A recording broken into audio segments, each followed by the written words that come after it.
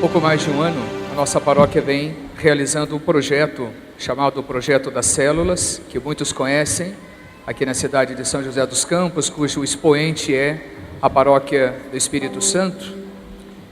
Também nós estamos caminhando, construindo passo a passo, com muito cuidado, para que, nessa certeza de responder ao grande apelo que o Papa Francisco vem fazendo, de nos tornarmos pequenas comunidades fortes na experiência da Palavra de Deus, para que então a grande Assembleia seja muito mais fortalecida no seu caminho de fé. Nós já tivemos, um tempo atrás, quem estava aqui presenciou, uma primeira multiplicação dessas células. Ela tem um tempo de vida, não é? Como se fosse uma vida humana, uma célula humana. Depois esse grupo se divide, vão buscando novas pessoas, vivem um tempo, depois esse grupo se divide, e aí nós compreendemos o que são as células. Queria chamar então as lideranças da célula que hoje estão se multiplicando, para que também nós juntos, rezando por eles, nos comprometamos também, quem sabe um dia, a sermos também nós, a Paróquia Sagrada Família, uma paróquia em célula, ou seja, todos nos comprometermos com essas pequenas comunidades que assumem o Evangelho como a causa da vida, a causa da experiência de Deus. Boa noite. Nossa célula, ela se iniciou, ela se chama Amigos de Jesus, somos em 12 e hoje nós estamos multiplicando, então formaram 2 grupos de 6, mais novos que estão entrando, se chamará Bassan, significa terra fértil, assim como o padre disse, inspirados na passagem do semeador, que quando a semente cai no solo, ela gera 30, 60, 100, é assim que a gente espera que a nossa célula aconteça com cada membro que gere novas células, e assim a gente vai ter toda essa paróquia em células. Esse é o nosso desejo. Queria que o pessoal da célula aqui ficasse de pé para a gente visualizar que já tem um pacotinho de gente, e daqui a pouco, quem sabe, muitos outros. Não sei se tem alguém da célula da Espírito Santo aqui. Pode ficar de pé, depois eu conto para o padre Luiz Fernando que vocês vieram trocar de igreja. Eu conto mesmo. Que beleza, que bom tê-los aqui, bom tê-los também.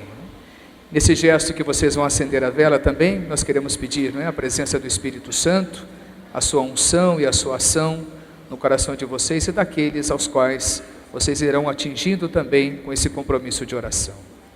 Enquanto eles realizam esse gesto, nós pedimos esta ação, essa presença do Espírito Santo de Deus. Vinde, Espírito Santo, enchei os corações dos vossos fiéis e acendei neles o fogo do vosso amor. Enviai o vosso Espírito e tudo será criado e renovareis a face da terra. Oremos.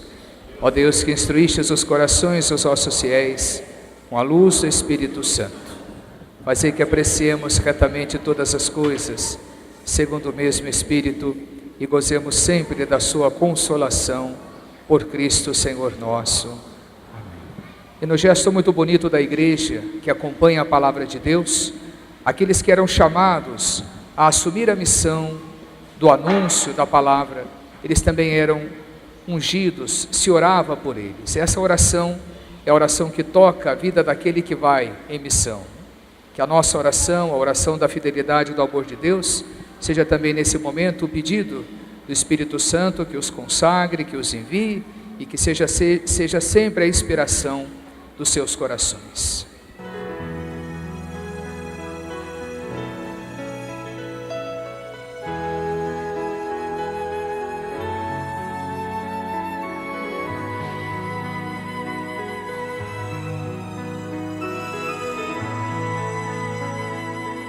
Deus abençoe a missão, boa missão, e multipliquem-se muito, muito, muito, muito, muito.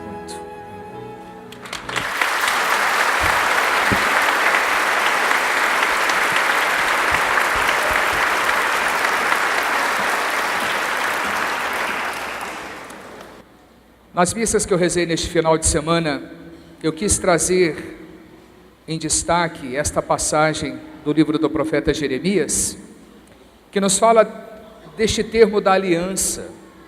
O que é a aliança, Quando a gente olha uma aliança, é um anel que não deve ter uma ruptura, uma peça única que confirme que ali existe um elo. E o que se espera de uma aliança é, senão, a fidelidade daqueles que estão envolvidos nessa aliança. Nós olhamos com uma certa tristeza, assim como aconteceu no povo de Deus, que às vezes existe uma infidelidade da parte de alguém. Sobretudo nesse tempo em que nós vivemos uma grande crise dos valores humanos, né? Da vida conjugal, das relações de amizade, né? A gente acompanha com muita tristeza a fragilidade deste tema. Como viver aliança quando nós não somos capazes de fazer a nossa parte, de fazer o serviço de casa bem feito. Então nós vamos vendo com muita tristeza que essa experiência se rompe facilmente. Então são vidas que se destroem, são decepções, não é?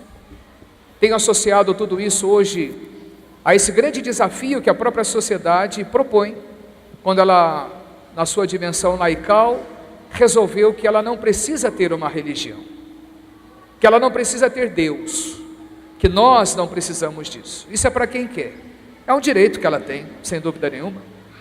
Talvez a religião ou Deus possa incomodar, possa atrapalhar. O fato é que não basta tirar Deus ou a religião, mas perseguir. Então a gente acompanha com muita tristeza essa perseguição a tudo aquilo que possa ser o bem. E aí, tirando a religião, quando falo da religião, vamos imaginar todas as religiões. Há uma perseguição muito comum a todas as religiões, cristãos, judeus, né? Ora, tirando a fé, melhor, tirando a religião, tirando Deus, o que tem sobrado para nós? O desastre que nós estamos vendo. A violência, as drogas, como tem aumentado isso nos jovens, nos adultos. A falta de moral e caráter diante da vida, da ecologia, dos valores, né? É preciso fazer uma campanha medonha para que a gente pelo menos tente respeitar a água no planeta, né? Isso deveria ser uma coisa nata, isso deveria ser a minha responsabilidade. Não precisa ninguém fazer campanha para mim. Mas ainda assim, como bons predadores que somos, nós vamos acompanhando, né? A violência humana no nosso trato, e a passos longos a gente vai colhendo a ausência de Deus em nós. E aí o profeta vai recordar que esse Deus fez uma aliança com o povo quando os tirou do Egito. E para eles, minha gente, esse acontecimento é o acontecimento que define a história sagrada e define toda a nossa história. Deus entra na história de um povo e cuidadosamente quer ajudar esse povo a sair de uma escravidão e a chegar até uma terra prometida, quem sabe uma terra que possa existir a humanidade, possa haver o respeito da vida, o respeito humano, que tenho certeza todos nós queríamos tanto para nós nos dias de hoje. E também nós estamos à espera dessa terra prometida, mas que ainda não nos indicaram onde é, não é? A presidente outro dia tentou falar que existia um Brasil maravilhoso, estamos tentando chegar nele, mas não sabemos onde está, não é? Mas é ali que Deus, acompanhando a fragilidade do seu povo, acompanhando o momento em que o povo vai trair essa aliança, Ele vai dizer: eu ainda quero fazer uma nova aliança com o meu povo. Não sei se você já sofreu alguma traição, como é difícil tentar perdoar uma traição, não é? Como é difícil tentar, quando você demonstra a alguém que você ama, que você se doa, você se reserva com tudo para que essa relação ela seja verdadeira, a melhor, a autêntica, e quando você vê que o lado de lá não corresponde a isso, só quem vê uma traição entende o que eu estou dizendo. O amor de Deus é assim, minha gente. Não queira compreender, e nós nunca vamos compreender o tamanho do amor de Deus por nós. Não é um amor de negócios, não é um amor de interesses. Eu amo você porque você presta para mim, desculpe dizer assim. Mas é um amor que quer instalar dentro do coração, dentro das nossas entranhas, vai dizer o texto, a sua aliança. Portanto, Deus quer ir no sentimento humano. Eu só serei capaz de corresponder ao amor de Deus, o dia que eu entender Deus a partir dos meus sentimentos. Foi isso que Jesus fez quando passou no nosso meio, olhando para aquele povo, e mais do que tudo, olhando para a religião daquele povo. O povo é bom, o povo tem a sua religião, o povo conhece toda a doutrina, toda a lei de Moisés, tudo. Mas o povo não tinha ainda experimentado qual é a significância desta religião. E se uma religião não nos leva a ser alguma coisa de bom, minha gente, religião não presta para nada. Como é possível viver uma fé, buscar um Deus, orar dentro de uma religião, no templo, se esforçar por isso e por aquilo, e eu não conseguir perceber em mim nada que faça com que eu entenda, Deus está agindo em mim. Então isso não é problema de Deus, isso é problema meu, porque Deus não vai falhar na sua parte, mas eu, infelizmente, talvez não tenha compreendido o tamanho desse amor que cabe a mim dentro desta aliança. E ainda diante da traição, Deus vai dizer: eu ainda quero fazer uma nova aliança, e quem sabe esta aliança inscreva para sempre no coração e nas entranhas do meu povo, que eu sou esse Deus. Qual é essa nova aliança que nós celebramos? Quando aquele que preside a Eucaristia levanta o santo cálice diante do altar e diz: este é o sangue da nova e eterna aliança. O que Jesus está dizendo, aproximado esse momento de dor, ele vai dizer: o que eu vou pedir para o Pai, que Ele afaste de mim essa dor? Não, foi para isso que eu vim. Portanto, se ausentar do projeto do Pai é trabalho de covarde. E o Filho de Deus, que nos quer todos, no ato da sua aliança vai dizer: eis a maior prova de que Deus nos ama e de que não irá abandonar o seu amor por mim e por você e por nós. Mas eu só vou entender a linguagem da cruz o dia que eu começar a entender que também eu devo fazer parte dessa linguagem da aliança. Olha o que Jesus fala para nós. Aquele que quer cuidar da sua vidinha, aquele que quer ficar aqui conservando a sua vidinha, fica aqui. É tão bom ficar aqui, o mundo é tão gostoso, tem tanta coisa boa, não é verdade? Alegria de final de semana, tem uma baladinha, o Corinthians que ganha, tá bom, tá bom. A minha alegria se reduz nisso. Eu esqueço que há um reino eterno que me espera, mas que ele não vai ser fácil de ser conquistado se eu não der o meu passo nesse caminho da aliança. Aquele que quer perder a sua vida por causa de Jesus, este começou a ganhar. Fazer pouco caso, a palavra é essa. A vida que Deus me deu, eu apenas tenho um porquê de cuidar dela, para responder o que Deus espera de mim. Quase que Deus olha para mim e diz assim: meu filho, cuida da tua vida, mas cuide bem da tua vida. Cuide do teu coração, dos teus sentimentos, das tuas certezas. Busque crescer, mais do que tudo, na graça do Santo Evangelho. E aí você vai entender essa expressão de Jesus: se o grão de trigo se o grão da semente não cai na terra, não morre, ele não vai dar a vida nova. Qual é o grão da minha vida que hoje eu preciso, tenho necessidade, tenho desejo de depositar no chão da Sagrada Escritura, para que dela eu possa dar frutos? Nós estamos chegando na Semana Santa. Talvez você esteja assim pensando: meu Deus, eu ainda não fiz uma experiência de quaresma como deveria ter feito. E qual é o seu projeto? Como ela já está acabando, eu vou deixar para o ano que vem. E você vai dar mais um tempo de muita fraqueza, de muito pouco caso, de muito pouco interesse a tudo que Deus pode fazer na sua vida. Porque quem de fato quer seguir um caminho de santidade, não precisa existir quaresma para a gente tomar vergonha na cara. Todos os dias será sempre uma oportunidade de eu viver o sacrifício da minha vida, para tentar ao menos, começar sempre e a cada dia um novo caminho de santidade.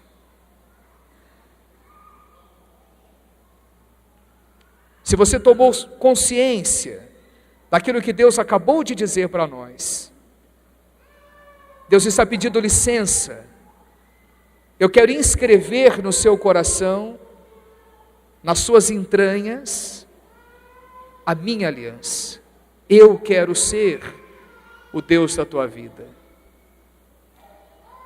Então, minha gente, não tenhamos medo. Vamos experimentar essa graça de Deus. Vamos pedir que de fato o nosso coração seja temperado pela sua presença. Dê o seu coração como a semente da tua vida e sepulte-a no Santo Evangelho. Não há graça maior do que experimentarmos em nós uma vida nova que venha com tudo.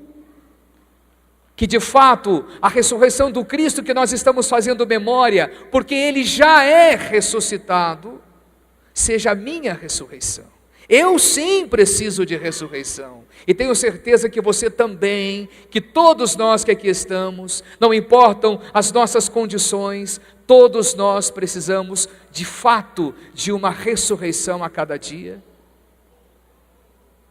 Mas ressuscitar como? Se nós temos medo de morrer para os valores deste mundo e pedir essa graça de Deus, se o grão não cai e não morre, é impossível imaginar uma vida nova.